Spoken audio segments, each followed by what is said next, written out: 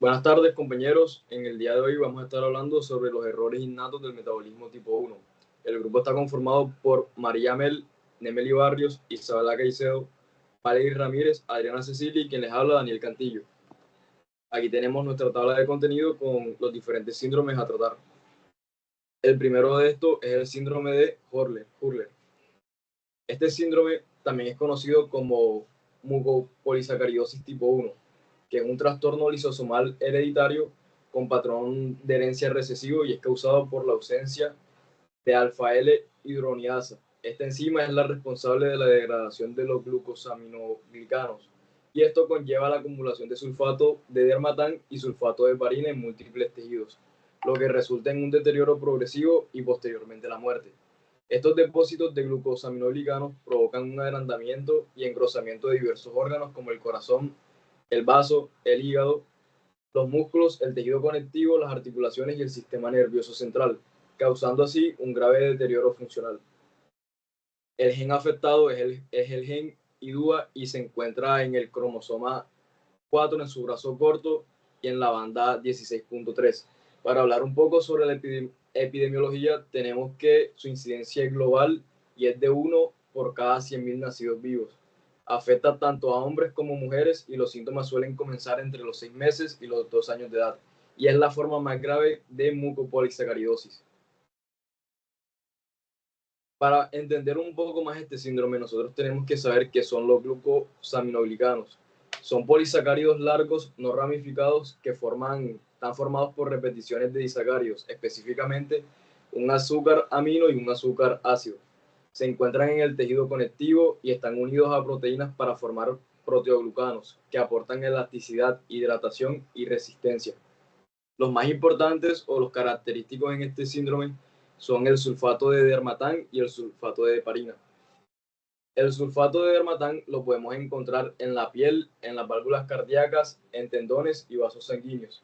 Y sus principales funciones son las de ayudar a la resistencia mecánica del tejido conectivo, también ayudan a la elasticidad valvular y participan en la coagulación al unirse al heparán y a otros factores de coagulación.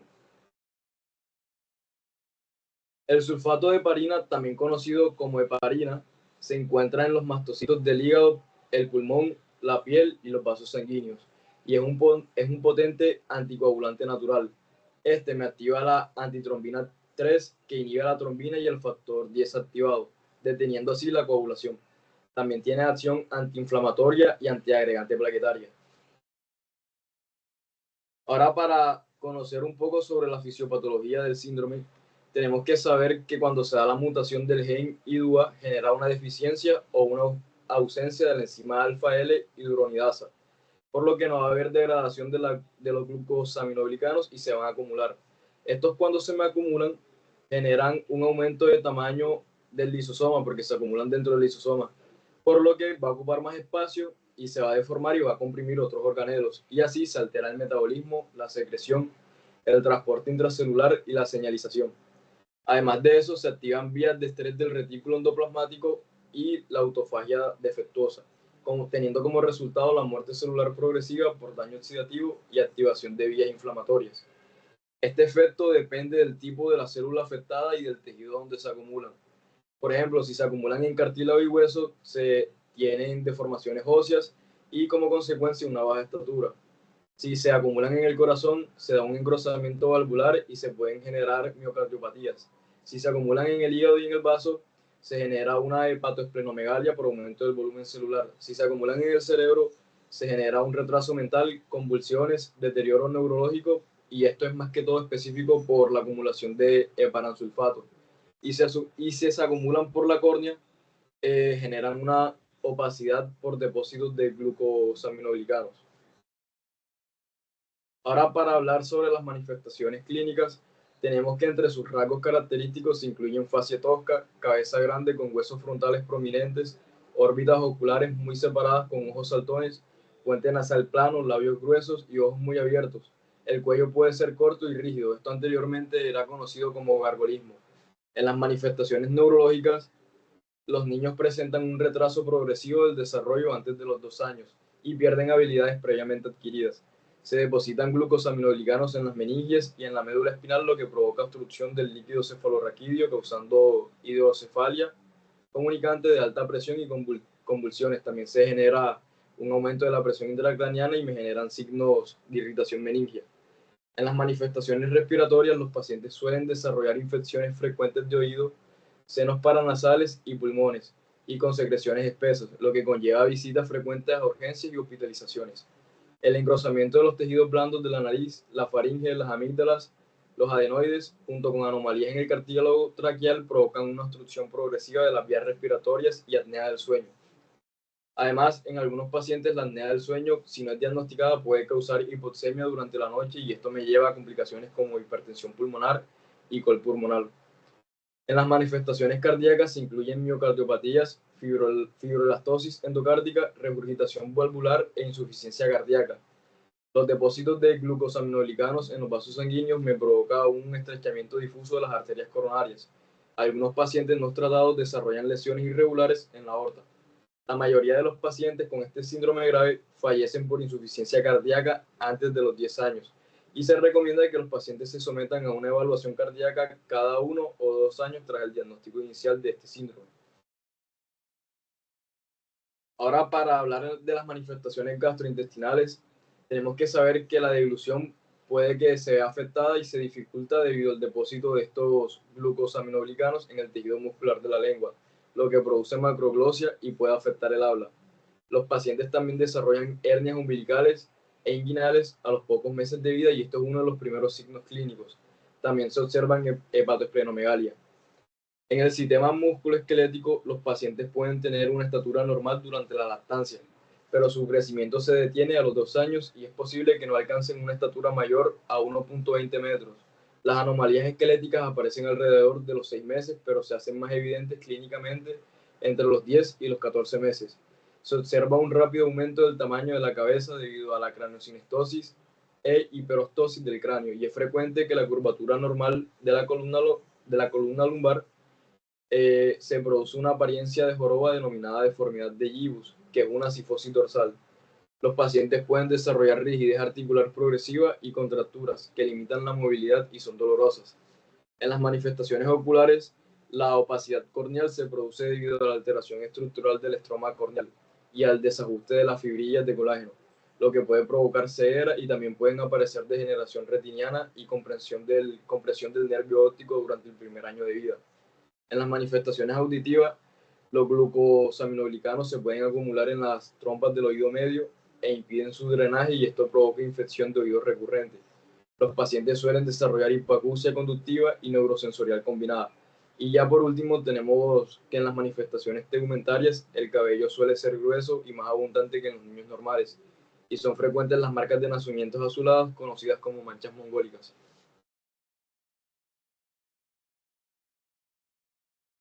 Bueno, soy Ariana Vélez y les estaré hablando sobre el síndrome de Hunter, también conocido como mucopolisacáridos. El síndrome de Hunter es una enfermedad genética de almacenamiento lisosomal causada por la deficiencia o ausencia de la enzima hidronato 2-sulfatasa, que es la encargada de degradar ciertos componentes de la matriz extracelular llamados glucosaminoglucanos. En este caso, pues el síndrome es los mucopolisacáridos tipo 2. Y esto como resultado, pues las sustancias se acumulan dentro de los lisosomas, provocando un daño progresivo y multisistémico que afecta principalmente el sistema esquelético, cardiovascular, respiratorio, neurológico y cutáneo. Pues se trata de una enfermedad rara con una incidencia aproximada de 1 en cada 100.000 varones nacidos vivos y su herencia es recesiva ligada al cromosoma X, por lo que casi siempre afecta afecta a hombres mientras que las mujeres son portadoras asintomáticas. Ahora vamos a hablar del locus. Como tal, el locus pues, es una enfermedad que se debe a mutaciones en el gen IDS, hidronato 2-sulfatasa, que está localizado en el brazo largo del cromosoma X, XQ28. Este gen codifica una enzima lisosomal esencial para la degradación de los glucosaminoglucanos, principalmente el heparansulfato y el dermatansulfato. Las mutaciones más frecuentes son de lesiones completas, mutaciones puntuales sin sentido de empalme y pequeñas inserciones o deleciones. Estas alteraciones ocasionan una disminución o pérdida completa de la actividad enzimática de la hidronato 2-sulfatasa, lo que va a impedir la degradación normal de los glucosaminoglucanos dentro del lisosoma. Y pues como tal se tiene que tener en cuenta que el gen IDS se encuentra cercano a un pseudogen, lo que favorece las recombinaciones y reordenamientos que contribuyen pues a las mutaciones patogénicas. Pasando a la fisiopatología molecular, vamos a encontrar, primero hablemos de la fisiología. Para entender la enfermedad, primero repasemos lo que estaría bien. En una célula sana, la hidronato 2-sulfatasa actúa dentro del lisosoma, eliminando grupos sulfato de los residuos de L-hidronato 2-sulfato, que forman parte de los glucosaminoglucanos. Esta desulfatación es un proceso indispensable para que otras enzimas puedan continuar la degradación del heparán y del dermatansulfato. Pero de esta manera los glucosaminoglucanos se descomponen completamente y los productos resultantes, que como tal van a ser los azúcares simples y sulfatos, pueden ser reciclados o eliminados por la célula. Y esto como tal se encarga de mantener el equilibrio del tejido conectivo, el funcionamiento normal del cartílago, los huesos, el hígado, la piel y pues el sistema nervioso central. Por otro lado, pasemos ahí un momentico. Vamos a hablar de ya la fisiopatología molecular. Y en el síndrome de Hunter, una mutación en el gen IDS provoca la falta o la reducción de la enzima hidronato 2-sulfatasa. Y esto, al no poder degradarse completamente el heparán y el dermatansulfato, se van a acumular dentro de los lisosomas, van a producir su distensión y su ruptura. Y a nivel celular, esto va a generar un aumento del tamaño del lisosoma y desplazamiento de otros organelos, estrés oxidativo y activación de factores inflamatorios, alteración de la autofagia y de la función mitocondrial, y esto finalmente pues, va a llevar a la muerte celular progresiva. Y a nivel tisular, esto se va a traducir en engrosamiento de tejidos conectivos, rigidez articular, disfunción cardíaca y respiratoria, y pues en la forma más severa, daño neurológico progresivo. Por eso el síndrome de Hunter se considera una enfermedad multisistémica progresiva. Pasemos un momentico. En la parte de las manifestaciones clínicas, pues las manifestaciones van a variar dependiendo de la severidad. Hay una forma severa con compromiso neurológico y una forma leve o atenuada sin afectaciones del sistema nervioso central. Vamos a hablar como tal de una lista de lo que se puede presentar en el caso de este síndrome. Pues los síntomas generales van a ser la resistencia reducida. En los ojos podemos encontrar problemas de visión, campo de visión reducido, daño en el nervio óptico, glaucoma, lo cual es raro en este síndrome. Y en el sistema gastrointestinal vamos a encontrar hígado y vasos agrandados, o sea, una hepatoesplenomegalia, hernias umbilicales e inguinales. En el cerebro y en la parte nerviosa vamos a encontrar posibles retrasos en el desarrollo, algunos pueden tener una inteligencia normal, posible desaceleración del desarrollo mental, síndrome del túnel carpiano, y en la apariencia física, que esto es algo característico, vamos a encontrar los rasgos faciales anormales, como una cara plana, puente nasal plano y hundido, ojos ligeramente saltones, lengua agrandada y labios gruesos, una cabeza grande que traduce macrocefalia, baja estatura, postura inclinada. Como tal, en el sistema respiratorio, vamos a encontrar problemas pulmonares, función pulmonar reducida, infecciones pulmonares frecuentes y recurrentes, apnea del sueño, boca y dientes. Vamos a encontrar que, como lo mencionamos anteriormente, unos labios gruesos, una lengua agrandada, que es macroglosia, dientes anormales. Y pasando a la siguiente diapositiva, vamos a ver en el oído, la nariz y la garganta, infecciones de oídos frecuentes, que es la otitis media, pérdida auditiva, infecciones sinusales frecuentes y recurrentes como tal es la sinusitis. En el corazón vamos a encontrar enfermedades de las válvulas cardíacas, especialmente de la válvula aórtica, músculo cardíaco anormal, latidos cardíacos irregulares, que es la arritmia, una angina, presión arterial alta, mala circulación. En la parte de músculo esquelético vamos a encontrar una rigidez articular, anomalías esqueléticas, que es muy clave la disostosis múltiple, la formación anormal de la cadera, displasia de cadera. Y en el caso de las deformidades óseas en la columna vertebral, como la escoliosis, la cifosis o en las rodillas, pues rodillas valgas o genovalgo. ¿Qué pasa? Que esto afecta en muchas áreas del cuerpo y debido a que sus signos y síntomas son tan variables, puede afectar a cada persona de una manera distinta. Entonces vamos a hablar como tal del compromiso neurológico y cognitivo. O sea, como tal, esta es una característica de la forma severa. Los niños inicialmente se van a desarrollar con normalidad, pero entre los 2 y 4 años ellos van a comenzar a presentar un retraso mental progresivo, una pérdida del lenguaje, hiperactividad, agresividad y deterioro cognitivo global. Pues ya con el tiempo esto va a avanzar y pueden aparecer convulsiones, pérdida de habilidades motoras, y ya esto va a ocurrir por la acumulación de los glucosaminoglucanos en neuronas y células gliales, lo cual va a alterar la comunicación sináptica y va a producir una neurodegeneración. Por otro lado, pues en el caso de la disostosis múltiple, que es la afectación ósea y articular, pues estos pacientes van a presentar una talla baja progresiva, una rigidez articular y las deformaciones óseas, como la cifosis dorsal. Todo esto se debe al depósito de glucosaminoglucanos en el cartílago de crecimiento y en la matriz ósea, lo cual va a alterar la osificación endocondral y pues es una de las manifestaciones más visibles que más lo limita en la vida diaria. Por otro lado, en el caso de las afectaciones respiratorias, pues dado el engrosamiento de los tejidos de la faringe, la laringe y la tráquea, pues va a ser común la obstrucción de vías respiratorias, el ronquido, la apnea del sueño. También se van a presentar infecciones respiratorias recurrentes y pues en etapas avanzadas la insuficiencia respiratoria se convierte en una causa frecuente de la muerte.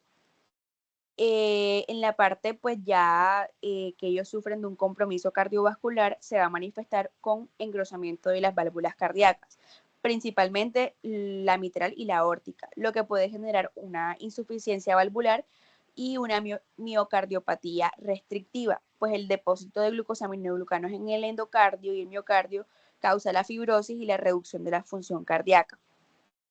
En la parte de los rasgos faciales y cutáneos que van a ser característicos, los pacientes van a presentar facies toscas, que más adelante yo coloqué imágenes, pero se las voy a explicar ahora, con labios gruesos, nariz ancha, macroglosia y cejas prominentes, pues vamos a ver una piel que va a ser gruesa, que va a ser brillante y con hallazgos muy característicos, como son las pápulas color marfil, que aparecen tanto en la espalda, en los brazos, en los muslos, y estas lesiones pues son prácticamente patognomónicas del síndrome de Hunter. En el caso también de la hepatoesplenomegalia, casi todos los pacientes van a desarrollar un aumento del tamaño del hígado y del vaso, generando un abdomen prominente y a veces hernias umbilicales o inguinales. Esto ocurre por los depósitos de glucosaminoglucanos en hepatocitos y macrófagos del sistema reticular endotelial.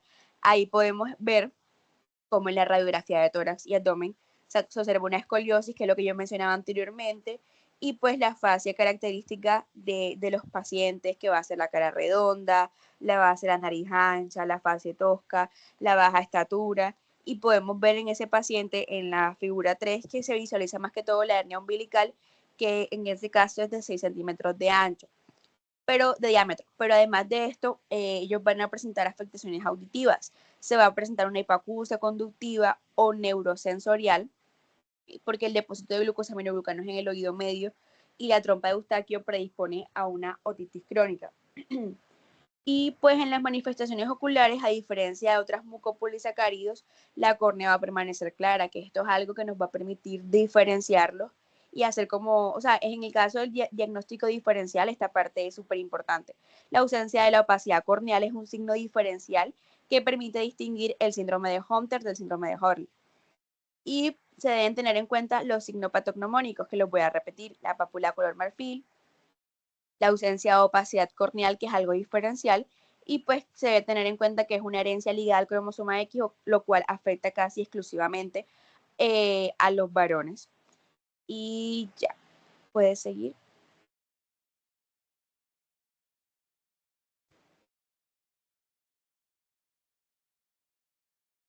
Bueno, ahora hablaremos sobre el síndrome de San Filipo. Siguiente. Este lo conocemos también como mucopolisacaridosis tipo 3. Esta es una enfermedad lisosomal hereditaria autosómica recesiva y va a estar caracterizada por la acumulación progresiva de paransulfato. Este es un glucosaminoglucano que normalmente se degrada dentro del lisosoma. Esta alteración se debe a la deficiencia de una de las 4 enzimas lisosomales encargadas de su degradación. Como resultado, vamos a tener una acumulación intracelular del sustrato y este va a generar la disfunción neuronal progresiva. Es por esto que el sistema nervioso central es el principal afectado, lo que explica la neurodegeneración progresiva, el deterioro cognitivo y las alteraciones conductuales, mientras que las manifestaciones somáticas van a ser más leves en comparación con las otras mucopolisacaridosis que vimos anteriormente. Siguiente. Bueno, en este síndrome vamos a ver 4 subtipos, el A, el B y el C. Y esto se va a clasificar según el gen mutado y la enzima deficiente. Bueno, todos estos comparten un patrón de herencia autosómico recesivo, pero difieren en el locus cromosómico donde se encuentra el gen afectado. El subtipo A, el gen afectado va a ser el SGSH, el que codifica para la heparan N-sulfatasa. Este lo vamos a encontrar en el cromosoma 17, brazo largo, región 25.3. Esta es la zona más distal del cromosoma. En el subtipo B va a estar el gen afectado, el NAGLU.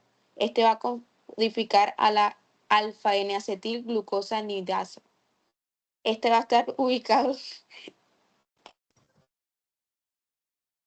en el cromosoma 17 en el brazo largo en la región 21.2. En el subtipo C, el gen que vamos a tener afectado es el HGSNAT. Este va a codificar para la acetil-CoA alfa-glucominida N-acetiltransferasa. Esta la vamos a encontrar en el cromosoma 8 en el brazo corto en la región 11.1. Y por último, en el subtipo D vamos a tener que el gen afectado será el GNS, que codifica para la N-acetilglucosamina 6-sulfatasa. Este lo encontramos en el cromosoma 12, brazo largo, región 14. Siguiente. Bueno, normalmente el heparansulfato se degrada en el lisosoma mediante la acción coordinada de estas 4 enzimas. Cuando cualquiera de ellas falta, el proceso queda incompleto y el sustrato queda parcialmente degradado y se acumula en los lisosomas neuronales. Esta acumulación conlleva a 3 consecuencias fundamentales, que son la sobrecarga lisosomal, la cual va a alterar el equilibrio osmótico y el pH interno. También nos va a llevar a un bloqueo metabólico secundario. Esto va a afectar a otras rutas de degradación. Y por último, a la acumulación de lípidos secundarios como el GM2 y el GM3, que amplifican el daño neuronal. Este fenómeno es lo que nos va a explicar la base de la neurodegeneración progresiva que caracteriza a este síndrome. Siguiente. Bueno, en esta tabla podemos observar la correlación entre los mecanismos celulares del síndrome de San Filipo y las manifestaciones clínicas que derivan de ellos. En primer lugar, el acúmulo de paransulfato dentro de las neuronas genera difusión neuronal directa, lo que se traduce clínicamente en retraso del lenguaje por alteración de las áreas corticales del habla. A su vez, el estrés oxidativo producido por el fallo mitocondrial ocasiona una disminución de la energía sináptica, lo que se manifiesta como una hiperreactividad y dificultad para el control conductual. La neuroinflamación crónica mediada por la microglia y astrocitos activados produce el daño sináptico y progresivo responsable de las convulsiones y regresión de las habilidades adquiridas. Por esto que ellos tienden a retroceder en sus capacidades mentales. Cuando se altera la señalización intracelular dependiente de las vías como el FGF y la WNT, se compromete la plasticidad neuronal generando pérdida cognitiva progresiva. Y finalmente, la afectación del núcleo hipotalámico, especialmente el núcleo supraquiasmático, altera el ritmo circadiano y provoca insomnio severo. Bueno, dependiendo del curso clínico, va a depender, o sea, el curso clínico depende de la actividad enzimática residual. Es por esto que el subtipo A será el más severo debido a la deficiencia casi total de la enzima, mientras que los subtipos como el B y el D, la presencia de una actividad residual mínima permite una progresión más lenta de esta enfermedad. Pasando ahora a las manifestaciones clínicas, tenemos que los pacientes van a presentar una fase ligeramente tosca, no tan marcada como en los otros tipos. Van a tener también una pérdida auditiva, una sinofrid, como vemos en la imagen, que es la uniceja, una opacidad corneal, cabello grueso y abundante, hirsutismo, como ya dijimos anteriormente, en cuanto a su cabello, piel y uñas, van a presentar un cabello más grueso de lo normal. También van a presentar alteraciones cardiovasculares como la cardiomegalia, afectación valvular mitral aórtica y una hipertrofia septal asimétrica. Estos pacientes también pueden llegar a presentar repetidas infecciones tanto respiratorias como gastrointestinales. Pasa la diapositiva. Van a tener ciertas manifestaciones clínicas con respecto a su sistema óseo, ya que van a presentar una disostosis múltiple ligera, rigidez articular, escoliosis, osteonecrosis del fémur y displasia de cadera. Esto más que todo, estas últimas dos más que todo en el subtipo B. También van a presentar alteraciones neurológicas como el deterioro neurológico progresivo, discapacidad intelectual severa y trastornos del sueño. Otras manifestaciones que podemos ver en estos pacientes serían el defecto en el esmalte de los dientes, la hipertrofia gengival, hernia inguinal, umbilical, escrotal y también un retraso y regresión del lenguaje. Bueno, pasa, bueno, sí es esa. Algunos pacientes también pueden llegar a presentar miopías y litiasis vesicular.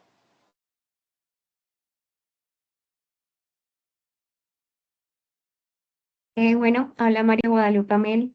Continuando con la temática, tenemos el síndrome de Morquio. Pasa la diapositiva, por favor. Bueno, el síndrome de Morquio, también llamado mucopolisacaridosis tipo 4, es un trastorno hereditario autosómico recesivo del metabolismo lisosomal, caracterizado por un déficit enzimático que impide la degradación adecuada de los glicosaminoglicanos, especialmente creatansulfato y condroitin 6 sulfato.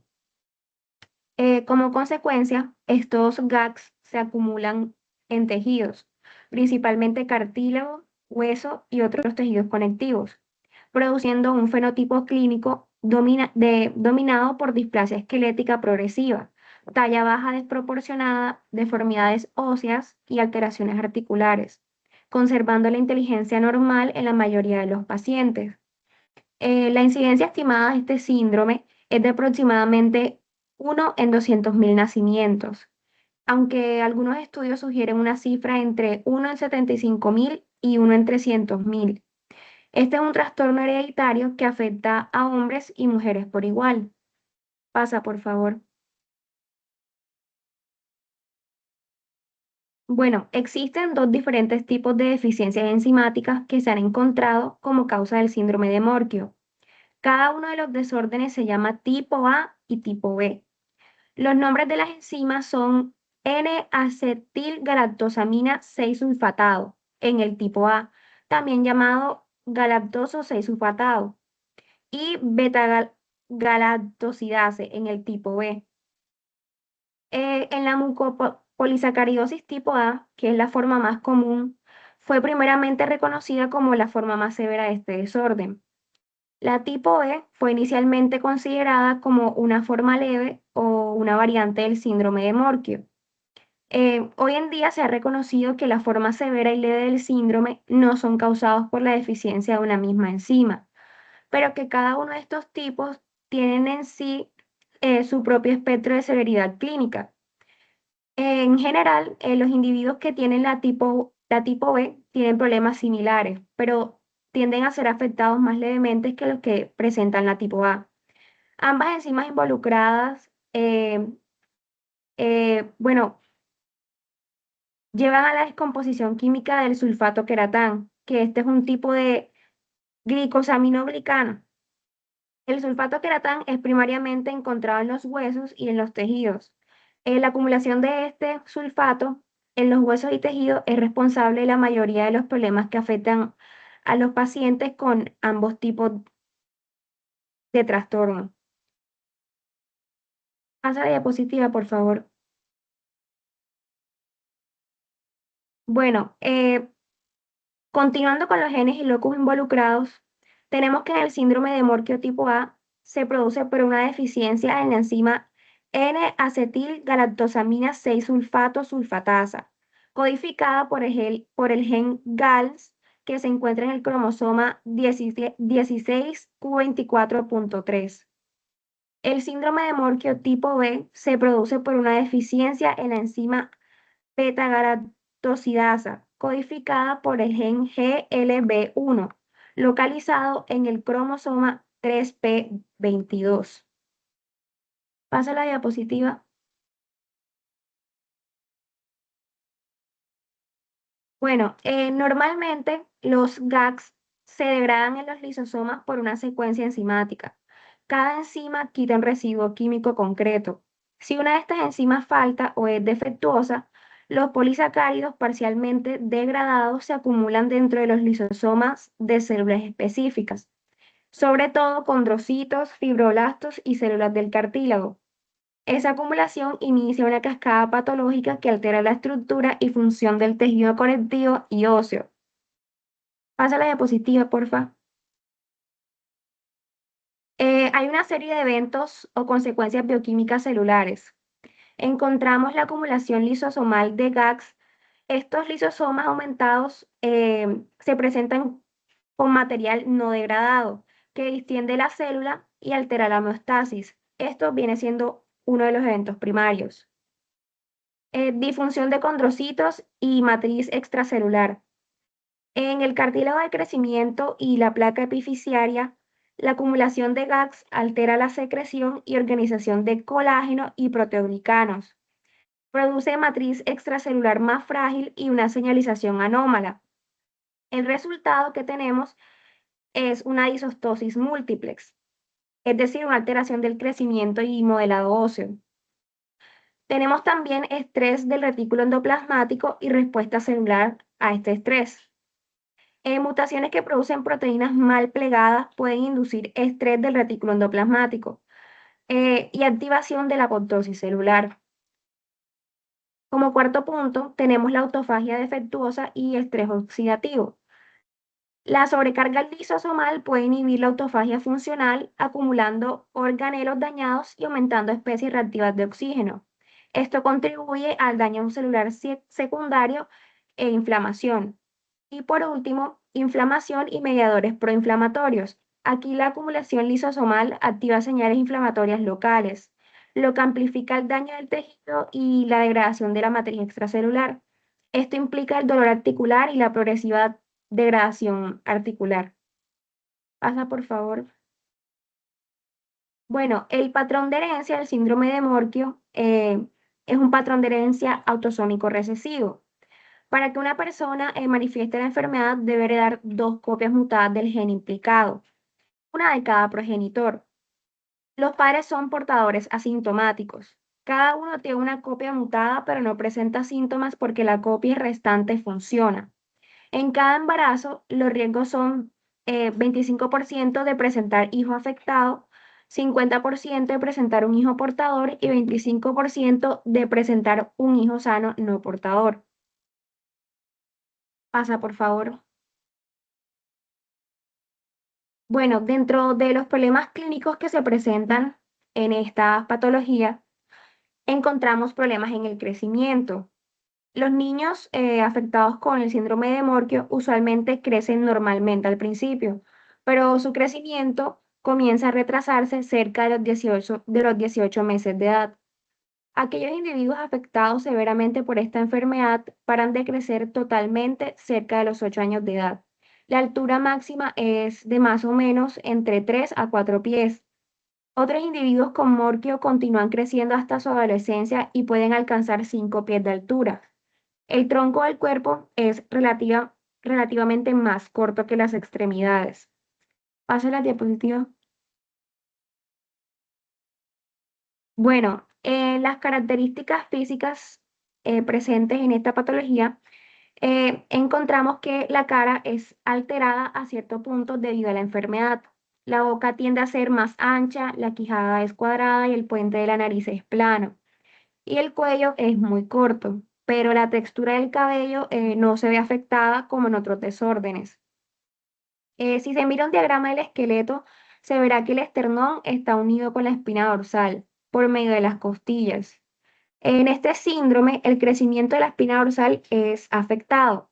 El hueso del pecho, es decir, el esternón, continúa creciendo normalmente, pero debido a que está pegada a la espina, es forzado a doblarse hacia afuera en una curvatura redonda o algunas veces en forma de pico. Aquí el pecho es con forma de campana y las costillas que están fijas en una posición horizontal causan restricción para respirar eficientemente. En un examen respiratorio llamado examen de funcionalidad de pulmón, que puede ser hecho por un especialista para determinar cuánta restricción existe al momento de respirar, se puede, se puede encontrar que hay una gran restricción debido a que pues, está presente una anormalidad en los huesos que afecta la respiración. Bueno, las personas con mucopolisacaridosis tipo 4 tienen una barbilla prominente, tienen una boca ancha y la lengua es alargada. Aquí los dientes pueden ser esparcidos con esmalte muy pobre. Es importante que los dientes sean cuidados adecuadamente debido a que la caída de estos puede ser muy dolorosa. Los dientes de estas personas pues tienen que ser limpiados regularmente y si el agua en las zonas donde viven no presenta fluoruro, el niño va a necesitar gotas o tabletas diarias de fluoruro. También podemos encontrar que las personas con este padecimiento pueden presentar enfermedades del corazón o pueden desarrollarse o causar un problema serio hasta tarde en la vida de estos individuos. El doctor puede ser que escuche como un soplo en el corazón si las válvulas han sido dañadas por la concentración de mucopolisacarios. Si una válvula es débil, puede no cerrarse firmemente y una porción pequeña de sangre se va a regresar, provocando esta turbulencia o soplo.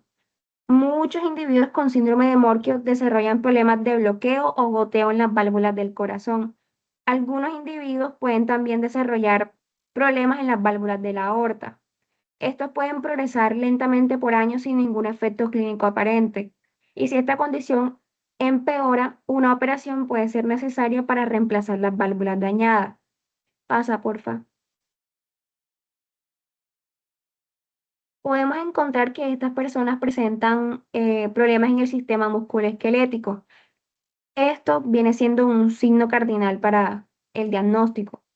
Estos pacientes presentan disostosis múltiples, que es un conjunto de alteraciones óseas, incluyendo platibacia y platispondilia, que son vértebras aplanadas con un baking anterior. Presentan epífisis irregulares, coxa valga y displasia de cadera. También presentan genu valgum, que son deformidades de rodilla y artrosis temprana. Laxitud articular o hipermovilidad, que es característica de esta patología. Esta laxitud contribuye a subluxaciones articulares. Pasa las diapositivas, porfa. También presentan problemas en la columna cervical, que ya esto viene siendo un hallazgo crítico. Estas personas presentan una hipoplasia del odontoides y inestabilidad atlantoaxial, que son muy comunes y son la principal causa de morbilidad y mortalidad.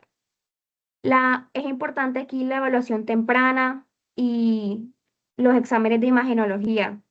Cualquier signo neurológico como parece alteración de marcha y cambio sensitivo eh, deben ser atendidos en urgencia. Pasa, por favor. Bueno, las personas con esta patología tienen una cognición generalmente normal en la mayor parte de los pacientes. Sin embargo, presentan compresión medular por inestabilidad cervical que puede causar déficit neurológicos focales. Pasa, porfa. Bueno, el tratamiento es un tratamiento multidisciplinario que básicamente está direccionado a que se controlen síntomas y mejorar la calidad de vida, porque esta condición no tiene cura. Dentro de esos tratamientos podemos encontrar el reemplazo de córnea, que es una queratoplastia penetrante en caso de que la persona presente ojos nublados. También una terapia de reemplazo enzimático en el caso de los pacientes que tienen mucopolisacaridosis tipo A. Se lleva a cabo terapias con fisioterapia para mejorar la movilidad, cirugía para descomprimir los huesos y estabilizar las vértebras cervicales y la médula espinal, cirugía para extirpar las amígdalas y adenoides con el fin de permitir que estos pues respiren mucho mejor, y la utilización de silla de ruedas o dispositivos de movilidad asistida. También pueden llegar a utilizar audífonos o tubos de ventilación en los oídos. Habla Nemely Barrios y a continuación les voy a estar hablando acerca del síndrome de Zellweger. Pasa, por favor. Bueno, iniciando con la definición, tenemos de que este síndrome también se le conoce como el síndrome cerebrohepato-renal. Este básicamente es un trastorno de tipo congénito con un patrón de herencia autosómico recesivo que pertenece a un grupo de enfermedades conocidas como peroxisomales generalizadas o defectos de la biogénesis peroxisomal. En cuanto a su epidemiología, es un trastorno muy raro que se encuentra dentro del espectro de los trastornos de la biogénesis peroxisomal. Tiene una prevalencia de aproximadamente 1 por cada 50.000 a 100 nacidos vivos, aunque esto puede variar de acuerdo a la población que se estudie. Va a afectar de igual forma tanto a hombres como a mujeres, pues no depende del sexo porque el patrón de herencia va a ser autosómico recesivo. Suele ser más frecuente en aquellas poblaciones en donde existe mayor consanguinidad o un efecto fundador, aunque esto pues va a seguir siendo muy infrecuente en cuanto a la enfermedad. Y representa la forma más grave del espectro de estas enfermedades. Además de esto, tiene un inicio neonatal, alta mortalidad en los primeros meses de vida, aproximadamente del 70%, que incluso en los primeros 3 meses de vida representa este porcentaje y casi la totalidad de la mortalidad al año. Suele ser una afección multisistémica grave, como lo mencioné, afectando diversos sistemas, como lo son el neurológico, hepático, renal, oftalmológico y auditivo. Y básicamente se caracteriza por una ausencia o la reducción marcada de los peroxisomas funcionales. ¿Pasa? Bueno, además se han descrito algunas variantes que suelen ser mucho más leves y por ende los pacientes suelen tener una supervivencia mayor que incluso logran llegar hasta lo que es la segunda década de la vida. La muerte de estos pacientes con esta enfermedad suele ser habitualmente en los primeros 6 meses después del principio de la enfermedad y suele obedecer a crisis respiratorias, hemorragias gastrointestinales o insuficiencias hepáticas como consecuencia a las manifestaciones de la enfermedad. ¿Pasa? Ahora, adentrándonos a lo que viene siendo el gen implicado, debemos tener en cuenta de que esta enfermedad básicamente va a ser la consecuencia de unas mutaciones en los genes PEX, que se han descrito al menos 19 genes, dentro de los cuales los más comunes son el PEX1, el PEX6 y el PEX12. Estos genes van a codificar para las peroxinas, que son las proteínas esenciales para el proceso de biogénesis, que incluye lo que es la formación, el ensamblaje y el correcto funcionamiento de los peroxisomas. Entonces, cada peroxina lo que hace es que cumple una función distinta en lo que es la formación de la membrana del peroxisoma, la importación de enzimas al peroxisoma, su ensamblaje estructural y la proliferación del peroxisoma. Y podemos ver otras de las mutaciones que se han descrito en los diversos PEX, como es el PEX2, 3, 5, 10 y así sucesivamente. Pasa por. En cuanto a la fisiopatología, debemos empezar recordando, como les mencioné anteriormente, cuál es la función que hacen estas proteínas fisiológicamente. Recordemos de que lo que hacen es que permiten lograr una correcta formación de los peroxisomas, dirigir este ensamblaje de la membrana peroxisomal y de esta forma facilitan lo que es la importación de las enzimas a la matriz del peroxisoma. De tal manera, los peroxisomas van a poder llevar a cabo procesos fisiológicos como lo son la beta-oxidación de los ácidos grasos de cadena muy larga, la alfa-oxidación de ácidos grasos, la conversión de los precursores de ácidos biliares y la síntesis de plasma halógenos, los cuales van a ser esenciales para los procesos de mielinización y a nivel de la retina. Además de esto, también se encargan de hacer procesos de detoxificación metabólica en órganos como el hígado y el riñón. Pasa por. Una vez teniendo en cuenta cuáles son estas funciones normales del peroxisoma, cuando se establece el síndrome de Zellweger, los peroxisomas lo que hacen es que no se forman o no funcionan porque las proteínas que están encargadas de ensamblarlos, es decir, las peroxinas, están defectuosas. Entonces, inicialmente, cuando una peroxina está mutada, los genes no van a permitir que el peroxisoma no se forme o que sí se forme, pero este no puede importar enzimas a su interior quedando vacío. Así que el problema principal es la ausencia o la falla profunda de los peroxisomas funcionales. Por lo tanto, se va a perder procesos como la beta-oxidación de ácidos grasos de cadena muy larga, generando así una acumulación tóxica de estos productos. Va a disminuir la síntesis de los plasmalógenos, que son unos lípidos fundamentales para los procesos de mielinización del sistema nervioso central y a nivel del sistema nervioso periférico, en el tejido cardíaco y en la retina. Y fallan procesos esenciales del metabolismo hepático y renal. Por lo tanto, cuando esto falla, va a haber acumulación de sustancias como lo son los ácidos grasos de cadena muy larga, el ácido fitánico, el ácido pipecólico y los intermedios tóxicos de ácidos biliares, que más adelante en las manifestaciones clínicas esto explicaría por qué los pacientes cursan con hepatomegalia, disfunción hepática, insuficiencia hepática, ictericia y una fibrosis progresiva.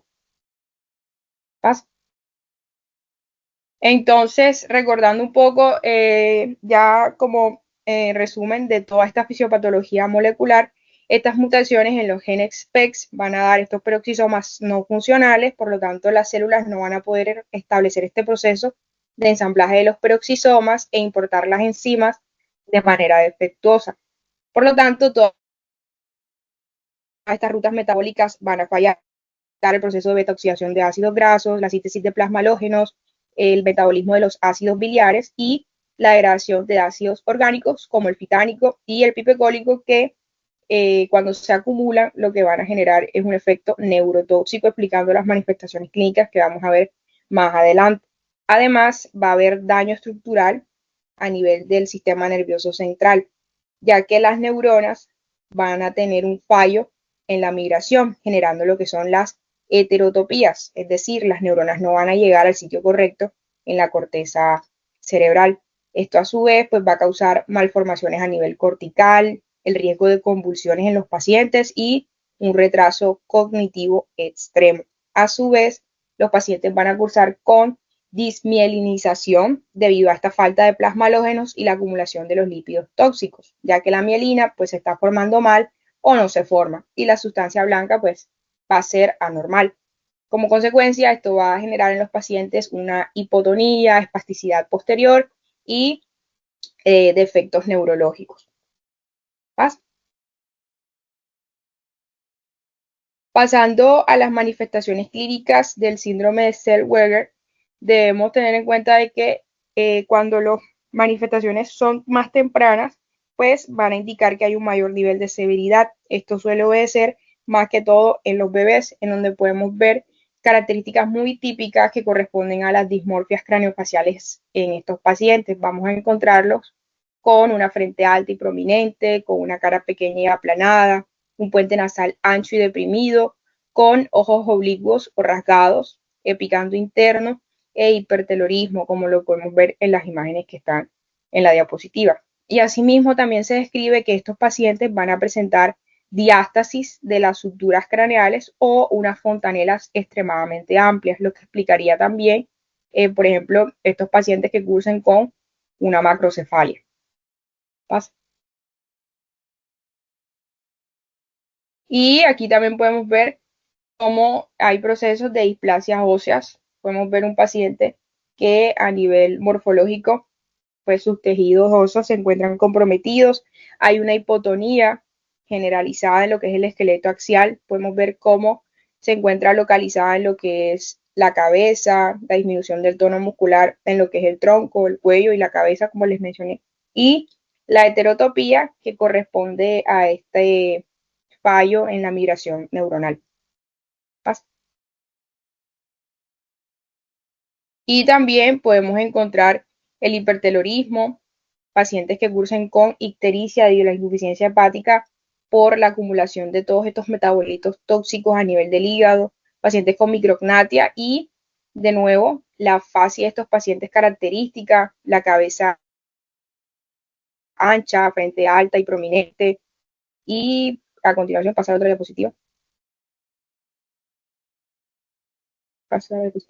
También vamos a encontrar manifestaciones tanto visuales como auditivas. Estos suelen ser pacientes que van a cursar con cataratas, pueden tener riesgo de padecer glaucoma, nistagmos y si bien, aunque les mencioné anteriormente que la mortalidad es dentro de los primeros 6 meses de vida, los pacientes que logran superar este tiempo suelen tener una pérdida progresiva de la visión. Asimismo, sus capacidades auditivas van a tener un déficit en cuanto a la respuesta de estímulo, es decir, estos pacientes no suelen responder a estímulos fuertes o a los sonidos externos. Y aquí tenemos unas manifestaciones clínicas de tipo sistémicas, en donde el dibujo pues, nos ejemplifica cómo estos pacientes cursan con hepatomegalia, convulsiones debido a la afectación que hay a nivel del sistema nervioso central, la disfunción o insuficiencia hepática que puede explicar la ictericia en estos pacientes y asimismo los problemas en la hemostasia que explican los sangrados en estos pacientes. Además de las displasias óseas que les mencioné, también pueden cursar con anomalías esqueléticas. Se menciona específicamente la condrodisplasia punctata, que es básicamente cuando los pacientes tienen una osificación temprana o prematura de los cartílagos y también a nivel dental. Hay retrasos del crecimiento, alteraciones respiratorias como apnea y estos pacientes, debido a la hipotonía que les mencioné anteriormente, van a tener la dificultad para succionar e ingerir alimentos. Recordemos de que afecta inicialmente a lo que es la población pediátrica, específicamente de lactantes. Por lo tanto, estos bebés van a tener bajo peso, van a tener estado de desnutrición y es por eso que en imágenes anteriores podíamos ver a esos pacienticos con una sonda por donde se estaban alimentando. Y también estos pacientes tienen el riesgo de padecer fibrosis, tanto renal como hepática, y están predispuestos a padecer de quistes renales. ¿Pasa? En cuanto al diagnóstico, el síndrome de Zellweger pues tiene 3 pilares fundamentales, que son la clínica característica de estos pacientes, los estudios bioquímicos para hacer el cribado y la confirmación genética que ya nos da en una última instancia el diagnóstico definitivo. Entonces, algo que se menciona en las literaturas es que un paciente lactante que tenga unas fontanelas muy amplias, hipotonía axial y una hepatomegalia debe inmediatamente hacer sospechar que puede estar cursando con una enfermedad peroxisomal. Y recordemos que la clínica pues se caracteriza por pacientes con hipotonía intensa, diástasis de las suturas craneales o fontanelas muy amplias, convulsiones, hepatomegalia, la fascia característica que les mencionaba anteriormente, la frente alta, el puente nasal deprimido, hipertelorismo, la cara aplanada, el déficit tanto visual como auditivo temprano y que va siendo progresivo, y la falla para medrar y la dificultad que tienen estos pacientes para alimentarse, que acompañados con los estudios bioquímicos, como lo son en los niveles elevados de ácidos grasos de cadena muy larga y la disminución de los plasmalógenos en eritrocitos junto con el aumento del ácido pipecólico y de intermedios de ácidos miliares y la alteración en la alfa-oxidación peroxisomal nos pueden indicar que está habiendo el curso de esta enfermedad. Por último, pasa la diapositiva, por favor. Está la confirmación genética y apoyándonos, sí, de lo que viene siendo la neuroimagen, que va a demostrar este proceso de desmielinización difusa y las heterotopías por el fallo de la migración neuronal que tienen estos pacientes, junto con las malformaciones cerebrales que podrían explicar por qué tienen estos pacientes un déficit cognitivo. Y la confirmación genética ya sería basándonos en las mutaciones puntuales en los genes PEX que codifican para las peroxinas, siendo el gen PEX1 el más frecuente. Eso sería todo en cuanto al síndrome de Zellweger.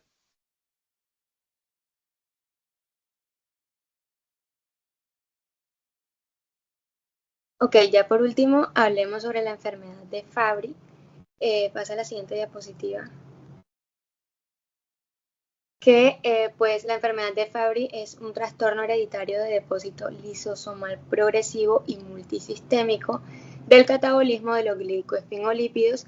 Recordemos que los lisosomas, que son pues es la estructura principal en estas enfermedades lisosomales, tienen hidrolasas, que son enzimas que degradan sustratos, como el Fabry en este caso, que es un glicoesfingolípido. Esta enfermedad genética es causada por un defecto en el gen que cataliza la enzima lisosomal alfa-galactosidasa A. Y esto pues origina el depósito intracelular, especialmente del globotriacilceramida o el GB3 en el endotelio vascular y en otros tejidos.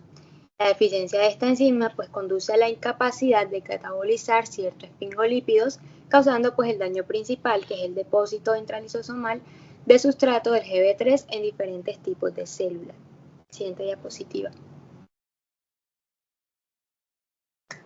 Siguiente.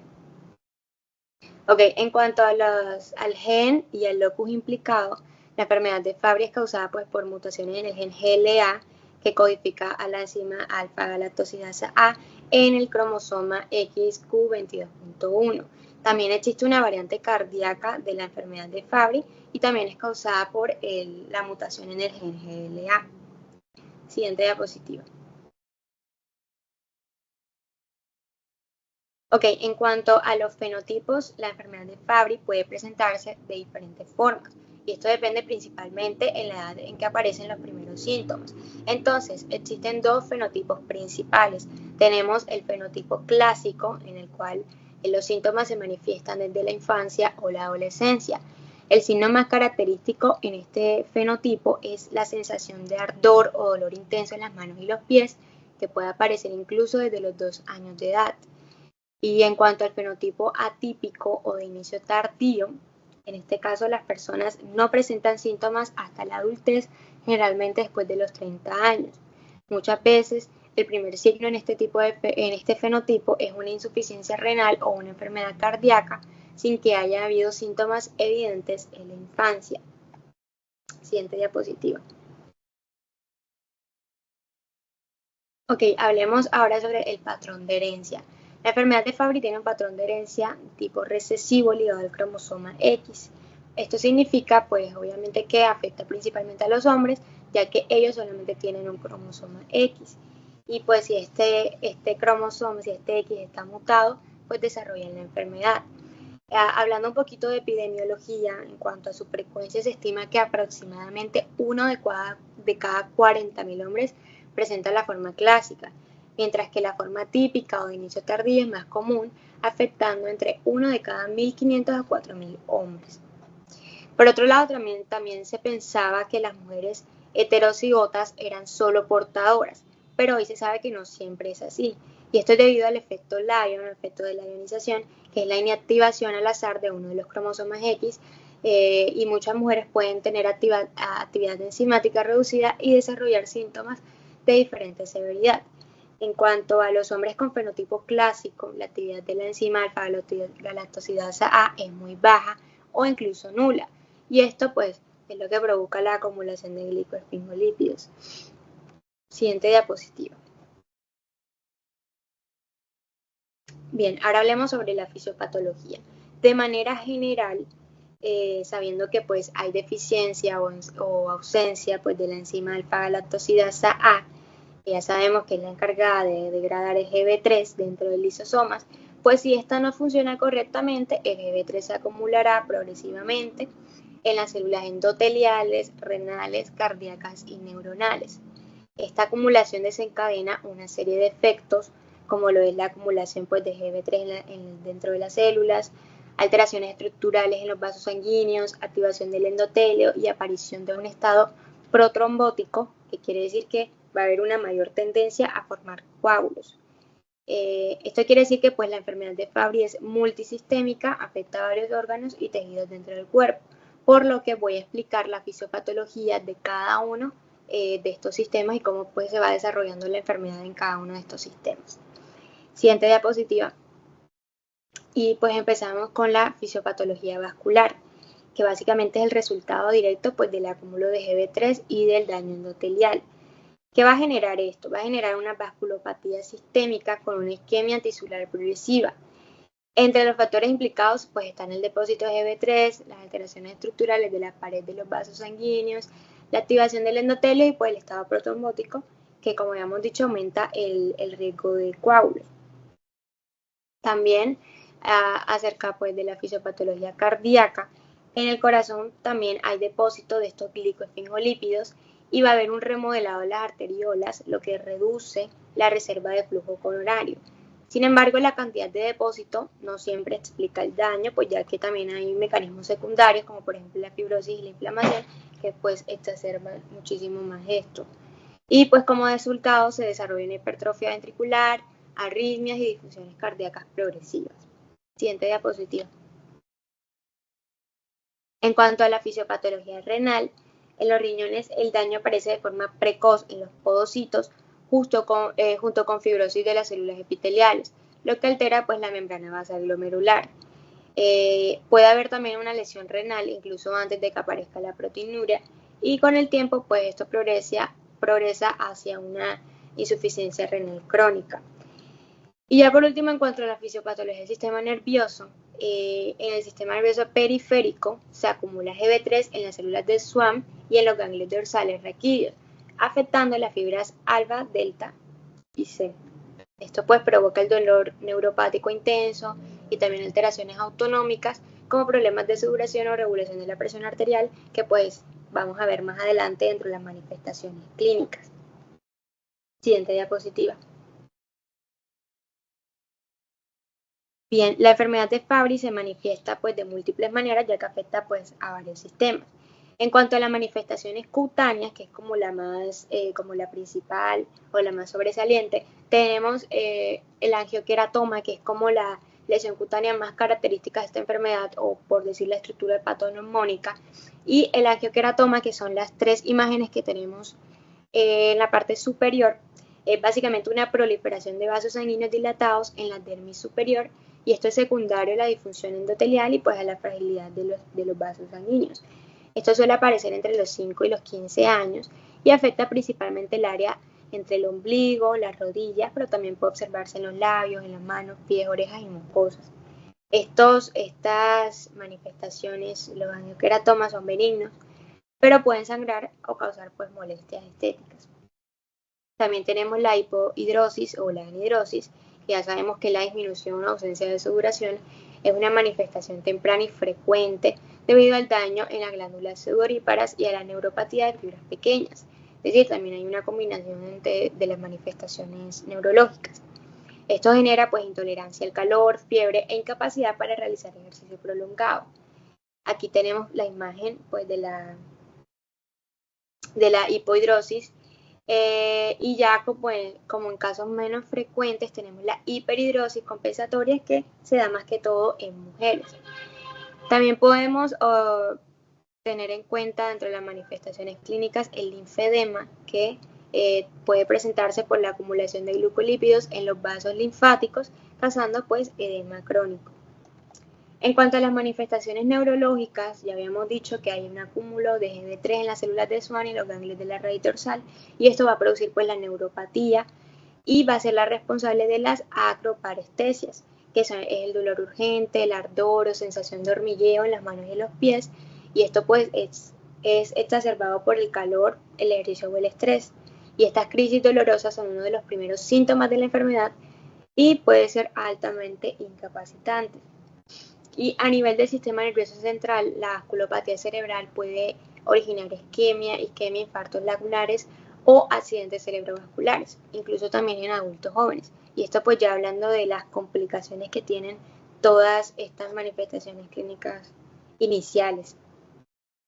Ya tenemos por último las manifestaciones renales, que pues a medida que la enfermedad progresa se desarrolla proteinuria, glomerulosclerosis e insuficiencia renal crónica, como hemos dicho anteriormente. y esto representa una de las principales causas de morbilidad. Son benignos, pero pueden sangrar o causar pues molestias estéticas. También tenemos la hipohidrosis o la anhidrosis, que ya sabemos que la disminución o ausencia de sudoración es una manifestación temprana y frecuente debido al daño en las glándulas sudoríparas y a la neuropatía de fibras pequeñas. Es decir, también hay una combinación de las manifestaciones neurológicas. Esto genera pues intolerancia al calor, fiebre e incapacidad para realizar ejercicio prolongado. Aquí tenemos la imagen pues de la hipohidrosis. Y ya como en casos menos frecuentes tenemos la hiperhidrosis compensatoria, que se da más que todo en mujeres. También podemos tener en cuenta dentro de las manifestaciones clínicas el linfedema, que puede presentarse por la acumulación de glucolípidos en los vasos linfáticos, causando pues edema crónico. En cuanto a las manifestaciones neurológicas, ya habíamos dicho que hay un acúmulo de GB3 en las células de Schwann y los ganglios de la raíz dorsal, y esto va a producir pues la neuropatía y va a ser la responsable de las acroparestesias, que es el dolor urgente, el ardor o sensación de hormigueo en las manos y en los pies, y esto pues es exacerbado por el calor, el ejercicio o el estrés.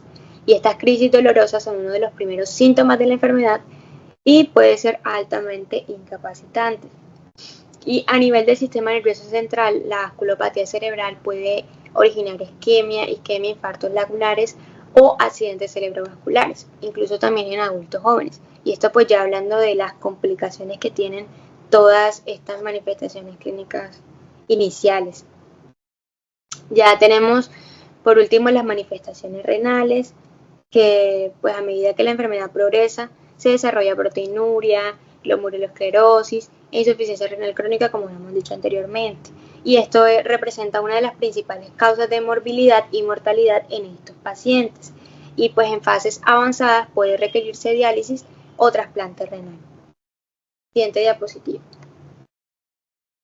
Ya para terminar, pues tenemos las pruebas diagnósticas, y el diagnóstico para esta enfermedad se basa más que todo en la evaluación enzimática, en el análisis genético y en algunos casos en la detección neonatal. Dado que se trata de una enfermedad ligada al cromosoma X, las manifestaciones y resultados del laboratorio pueden variar significativamente entre hombres y mujeres. Empezando primeramente con el análisis enzimático. Esta prueba mide la actividad de la enzima pues, alfa-galactosidasa en la sangre y generalmente también a partir de leucocitos o gotas de sangre seca. Esta prueba solo es fiable para hombres y no es adecuada para mujeres. ¿Cómo así? Esto es debido a que en los hombres afectados la actividad enzimática suele ser muy baja o indetectable, menor al 1%, lo que pues permite confirmar el diagnóstico de manera fiable.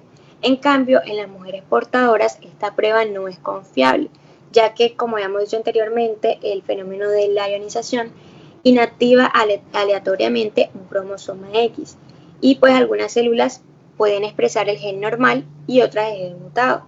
Esto provoca que la actividad de la enzima en sangre pueda encontrarse dentro del rango normal, incluso cuando la paciente es portadora o tiene manifestaciones clínicas. Y pues debido a esto las mujeres requieren pruebas genéticas complementarias para confirmar la enfermedad. Por eso tenemos el análisis genético, que ya sabemos que es el estudio molecular del gen localizado pues en el cromosoma XQ22, y esto pues permite identificar mutaciones patogénicas responsables del déficit enzimático. Esta prueba es esencial tanto para mujeres como para la confirmación definitiva en hombres, y también es útil para el tamizaje familiar y el asesoramiento genético. Y ya por último pues tenemos las pruebas de detección neonatal. Algunos estados de salud pública incluyen estas pruebas que permiten identificar pues de forma temprana a los pacientes con trastornos de almacenamiento lisosomal y así posibilitar un diagnóstico precoz y la instauración temprana pues del tratamiento sustitutivo enzimático. Muchísimas gracias.